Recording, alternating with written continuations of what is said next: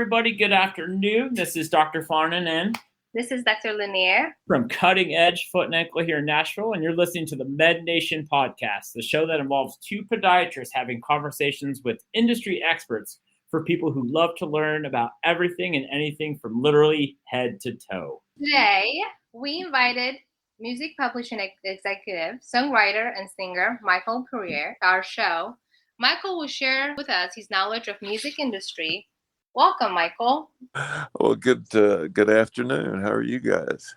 Great. Good. Michael, could you tell us about you? I have been in the music business in some form or fashion since about 1974, 75 is when I started my really professional career. I started out as a singer and then trying to get a record deal here in Nashville.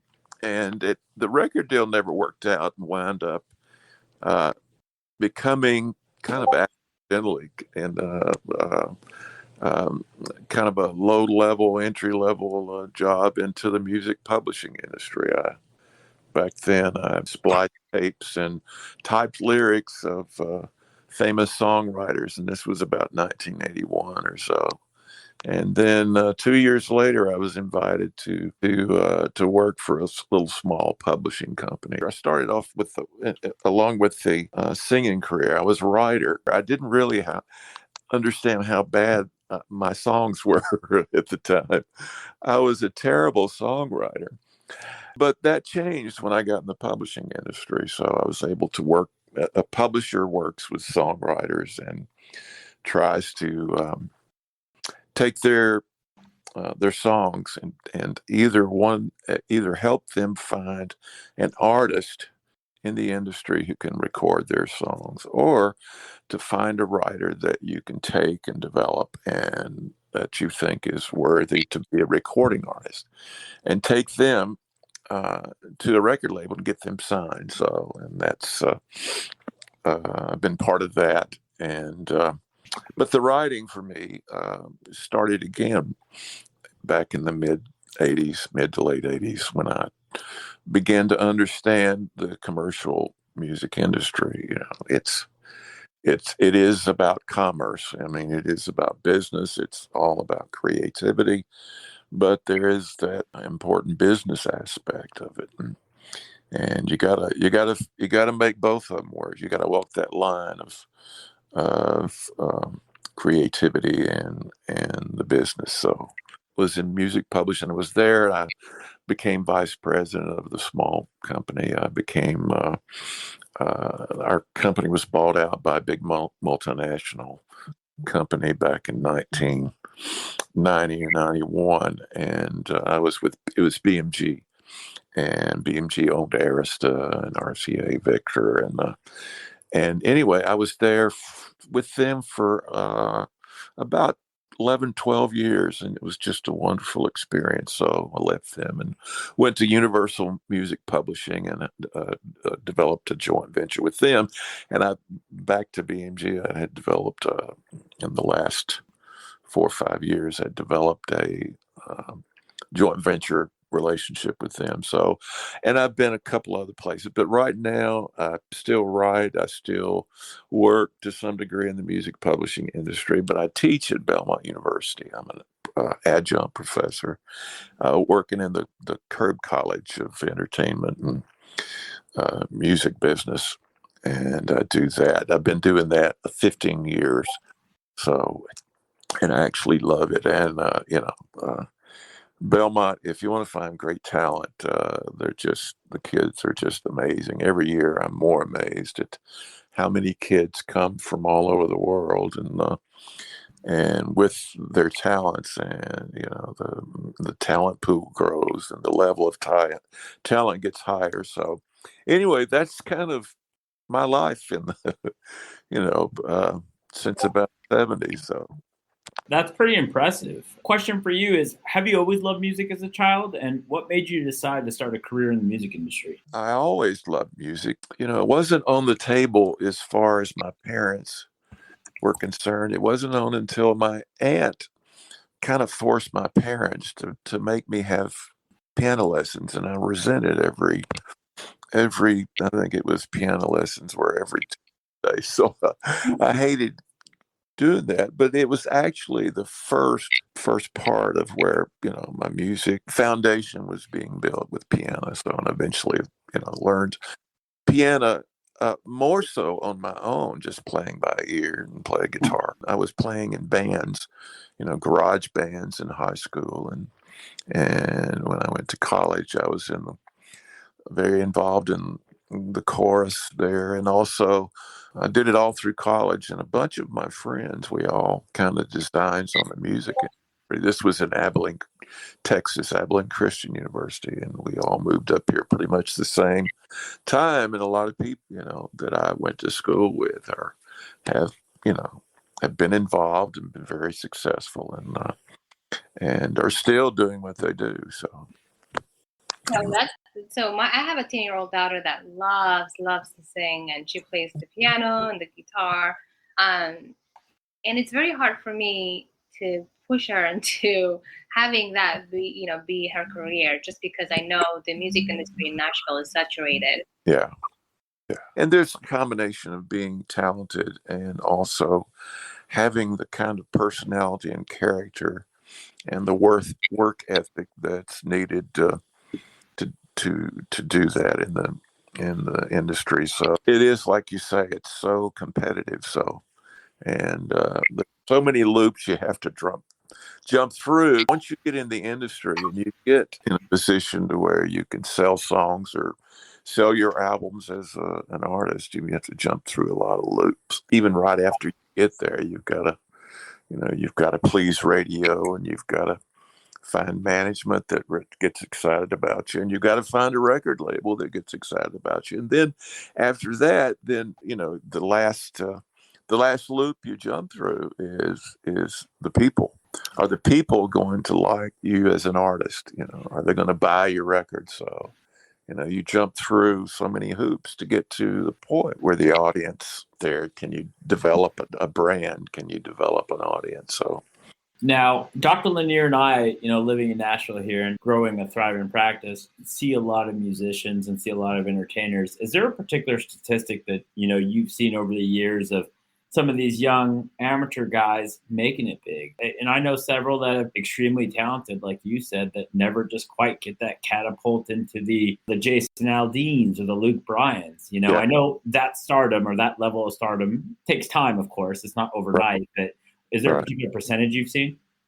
You know what? It would be hard to define the exact percentage, but the percentage has gotten smaller in the last few years. So the industry's really changed. But over the years, I've known so many great writers and so many great artists that weren't able to kind of get to the right place just for whatever reason. It takes a lot of ambition. It also takes an ability to accept rejection, not take it personally when you are rejected. And it's so competitive. And, you're going to hear 100 rejections for maybe 5, affirmations. So. You did talk about there is a line between creativity and a business aspect of being in this business. What is the process of creating a song and have it being published? Is there a process? What would that look like? Well, I'll give you an example. In Nashville, songwriting is primarily based on co-writing. After you write the song, then the song, and I'm talking about, the songs that are written by songwriters who are signed by a music publisher already. And so what happens after the song is played for the music publisher. There's a creative director, have contracts with the company, and the creative director and the songwriters, they kind of get together and kind of make a creative assessment before they go into the studio to demo the song. Having a good enough demo that takes the song to someone, either a record A&R person or a manager or a record producer, anybody that has access that needs songs for a particular artist. And you pitch a song for that artist. And then, first of all, the A&R person, A&R stands for artist and repertoire. They are the person in charge of developing the career of an artist, whether it's a new artist or an established artist, developing those careers at a record label. So, but these people, you've got to make them happy before they even play a song for the artist. So they're not going to play anything for the artist to consider recording unless they really believe. Basically, as a songwriter, you have two jobs. The first one is to write a song that can break a new act, and or write a song that will sustain an established act. So that's their job. Wow. So it's like, I feel like there's a lot of politics that goes into the music business as well. You have to make somebody happy. You have to know people. You have to make sure you have to sell. Not only you have to produce, but you have to sell as well. That's right. That's right. You have to have something commercial. So it is about the business, and of course it's intellectual property, and has value. Even if it doesn't ever see the light of day, I say it has value. Sometimes it's not an investment. It's a liability until it makes money. So most of the songs written in towns, they don't make money. Most of the songs. Yeah. They sit up on shelf. If you're familiar with that song, "The House That Built Me," that Miranda Lambert, that song. So that song sat on a shelf for 7 years. It was pitched to many, many artists, and many, many artists turned it down. And finally, it was like Miranda Lambert was there waiting for it, and the song had waited for Miranda, and it was a huge song. It was a Grammy Award-winning song.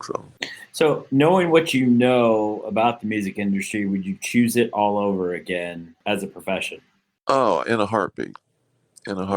So been such a joy. It's like they said, find something you love as a career and you'll never work a day in your life. And that's kind of the way I felt. I mean, it's been hard and I've worked hard, but it's just been a joy, a labor of love. What about the mental health aspect of being in this business? May is the Mental Health Awareness Month. When we were doing our research, we found out that musicians are 3 times more susceptible to depression than an average person. That's right. Yeah. Have you seen a lot of musicians struggle with mental illness? I have. Yeah. I think, it begins, a lot of creative people, when they're growing up, there's something missing in their lives, and sometimes that hole is filled by something creative, is used to escape, whatever's going on in their life at the time. So, a lot of great songs, if you listen to great songs, a lot of songs, really happy, but there's also a lot of songs that angst and darkness, the dark side, and there is a drive for recognition and affirmation sometimes that the artists don't know that it's all about what they didn't receive growing up. They weren't affirmed. They maybe weren't considered special until something like music shined a light on them. And there's also that aspect of when you feel insecure about yourself and you spend this time writing and everything, the danger is, if you do have success, there's also a tendency to overplay that success, that, once you have this affirmation that you're entitled to much more. I have a burning question for you, actually. Sure. So knowing your history in the industry, who is your favorite artist? Who can you sit down right now, enjoy just listening to an album or a record, and just really sit down and really enjoy it? Well, most of the people that I like are, people that I grew up listening to, whether it's Crosby, Stills, Nash and Young, or Bob Dylan, or the Beatles. Somebody asked me the other day that you're stranded on an island, secluded island, and you're there for the rest of your life. Who would you, if there's one artist that you could take with you to listen to, you had something to listen on? And for me, it would be James Taylor. And because there's such a perspective and such an honesty, and it's, to me, the spiritual nature of what he writes about and performs. It's sacred. I listen to it. There's such an opening up for me, my spirit, and probably my favorite artist, is Crosby, Stills and Nash. But that's in light of James Taylor. I don't know whether I could choose either one. So, but anyway, that, if that makes any sense. So it does. Yeah. It does. I don't know who James Taylor is, so I'm going to YouTube him after we finish. Oh, goodness. You know what? The next time I come in and you check out my feed, you're going to be in trouble. I haven't spent some time learning who James Taylor is. So I always, when I get in trouble like that, I always go back to, I'm not from here. That's no excuse. What inspirational quote or mantra do you live by every day that you can share with us and our subscribers? Well, it's a songwriter. The Nashville Songwriters Association said it all. It says it all begins with a song. That I teach my students, and I use that phrase a lot because you don't have a song, you don't need record businesses, you don't need management, you don't need recording labels, you don't need the whole thing. If you don't have a foundation of songs, it really does. And at the same time, a great song needs a great artist, and a great artist needs a great song. So, but that's a more of a, I think that's what comes to mind. So I'm sure there are others that come to mind. Yeah, I don't think there's been I think the sun is still ripe for me. I don't think there's been a podiatrist / star songwriter and singer. You can be one. I think I still have the look. It's not too late. It's not too late, Robert. So I'll be your cheerleader, Farnan. Thank you. I appreciate you, because like I said, I can go out there, I can wear some tight Wranglers, throw on a cowboy hat, and I think I could be the next Luke Bryan. I can shake it for me, Well, yeah, you're gonna have to work on your accent, though. That's true. You got to learn to talk kind of like this. Kind of look in a drawl and. That is true, though. That is true. But yeah, I haven't seen a podiatrist / singer yet, so I'm going to be working on that next time I see you.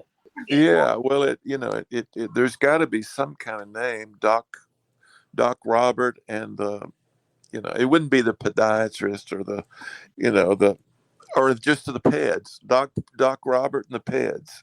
I love it. See, I can. There's the name. Expect to hear a song from me soon. There you go.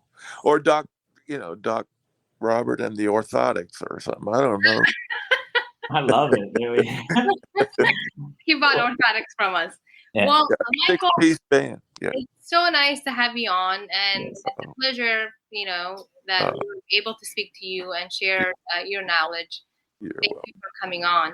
Oh, you're welcome. I would get to talk with you guys. So yeah, absolutely. Thank you for being on here with us. We're truly appreciative. You're sharing insightful knowledge, and we have a lot of subscribers that are artists and future young artists, and it's great to hear that from you. Right. Well, I'm glad. Hopefully, there's been a nugget here and there that somebody can possibly use. Absolutely. So everybody, thank you for listening to the Med Nation podcast with your host, Dr. Farnan and Dr. Lanier. We hope you enjoyed our conversation with Michael. If you want to hear more conversations like this, join us for our next episode. As always, you can head over to our Apple Podcasts and Spotify to hear more episodes like this. If you have questions for Michael as well as us, check out our links in the description and feel free to email us and connect. We'd love to hear from you guys. That's all for this episode of Med Nation. See you guys next time. See you next time. Yeah.